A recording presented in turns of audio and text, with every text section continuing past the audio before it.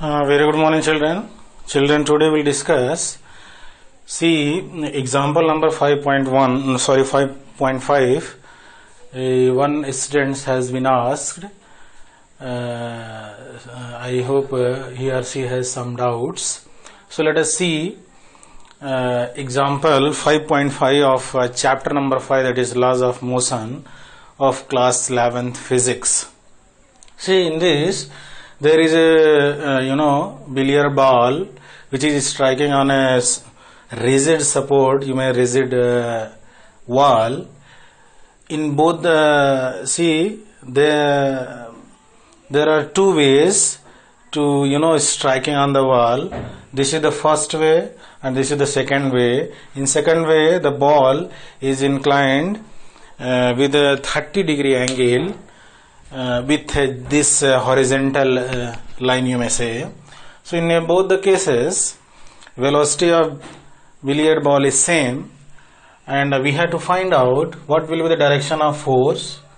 This is the first part of the question, and in second part we have to find out the ratio between the magnitude of impulses in both the cases. So see, as far as the direction of force concerned, the direction of force in this case, I hope you all are familiar. The direction of force in case number 1, that is in first case, is just normal to the wall. This is actually rigid wall.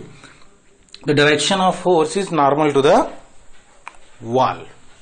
But in second case, here the direction of force is also normal to the this rigid support. This is wall.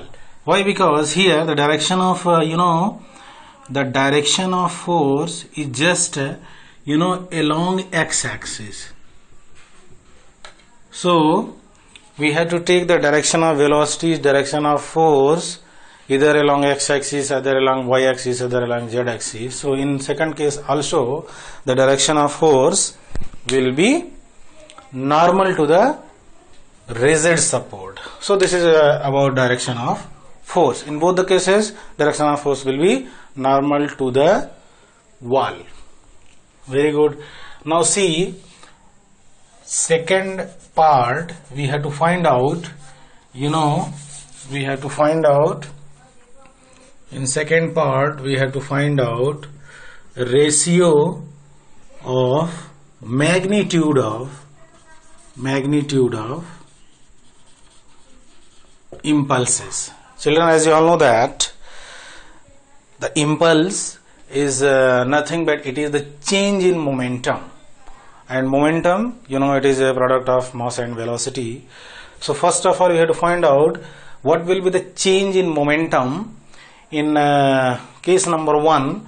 See this diagram here, this direction we have taken along along positive x-axis, so the sign we have to take positive, and its vector notation will be I cap. I hope you all are familiar about it. And here it will be minus I cap, here it will be minus j cap, and here it will be plus j cap. Very good. So let us find out first momentum in case number 1. So that is let us consider momentum is in case number 1 is I1, that is I1 is equals to change in momentum. Let us find out impulse in case number 1, and we have denoted impulse in case number 1 is I1. So I1 is nothing but it is change in momentum. Very good. So now change in momentum, that is delta P, and delta P will be P2 minus P1, and P2 minus P1 can be written as suppose mass of the bob is m, here in this case also m. So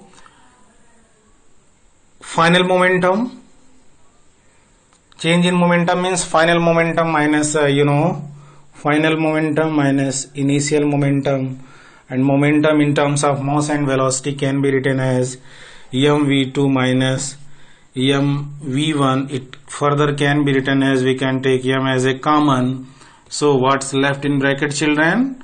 v2 minus v1. But here v2 is the final velocity. After striking on this wall, the billiard ball is coming back, so this will be the final velocity, this will be the initial velocity. The direction of initial velocity is along plus z x-axis, and the direction of v2, actually this will be v2 and this will be v1. So let us substitute v2 means it is minus u minus v1 means only plus u. We can write like this. So further it will be minus 2u, and further it can be written in minus 2uv. This is actually I1. So I1 is equals to minus 2m into u. This is the impulse in first case. Similarly, let us find out impulse in case number 2. Before finding impulse, we have to find out change in velocity. Why? Because change in velocity into mass gives the change in momentum. So here, so let me write here I1 is 2 minus 2m u. So this is the value of impulse in case number 1. Similarly, let us write down, similarly change in velocity in second case will be, that is v2 minus v1. So first of all we have to find out v1. See, when the billiard ball is striking with an angle 30 degree with this horizontal with this rigid body, rigid support, rigid wall, then we have resolved, see this is u, we have resolved this resultant u into its component. This is a horizontal component, this is vertical component, this is angle C. See this shape, this is a parallel line, this is transversal. So these two angle will be interior or alternate interior angle, you may say. So this will be 30, then this also 30. Horizontal component will be u cos, I hope you all are familiar, u cos theta upon, and vertical component will be u sin theta. So in this case, see v1 is equals to resultant v1, the sum of these two. So v1 is equals to u cos of 30 degree. This is in positive x direction, so the unit vector will be I cap, and this is negative y direction, this component of velocity. So we are adding, so plus minus, plus in bracket minus u sin theta. So finally we can write u minus u sin of theta into and j cap. So similarly, dear students, similarly v2 can be written as, this is along a negative x direction, this component, this is also horizontal component, this is vertical component. So it will be minus u cos of 30 plus, this is actually in negative y direction. So let me write its unit vector, that is I cap. Here it will be minus j cap, means minus u sin 30 into j cap, minus u sin of 30 degree into j cap. So change in velocity, that is v2 minus v1, will be equal to this minus this. So it will be plus, it will be minus. So what will get?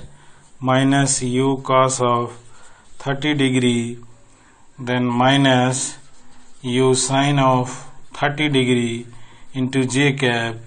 here I cap minus, then minus V1. V1 is this, so it will be minus U cos of 30 degree into I cap. This minus becomes plus. Why? Because minus minus plus. So plus U sine of 30 degree j cap. See, minus U sine 30 degree j cap plus U sine 30 degree j cap can be cancelled out.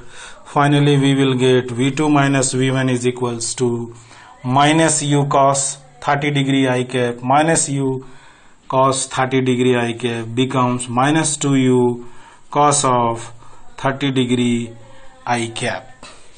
So I2, that is impulse in case number 2, will be mass into change in velocity, that will give the change in momentum. Very good. So m into this much minus 2U cos of 30 degree. So finally we will get I2 is equals to minus 2 mu cos of 30 degree. Further it can be written as, we can write the value of cos 30, that is root 3 by 2. So finally it will becomes minus 2 mu into root 3 by 2. These two cancel with these two. Finally we get minus minus root 3 into mu. I hope it is clear to all of you. Now, as per second case, we have to find out what, children? As per second case, we have to find out ratio, that is I1 upon I2 sign of interrogation. I1 is this much, that is I1 upon I2 is equals to minus 2 mu upon this minus root 3 mu. So this cancel with this mu. So what's left? 2 upon root 3.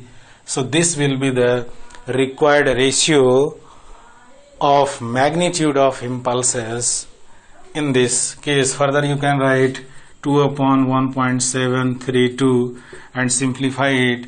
You will get nearly, I think, 1.12 or 1.2 something.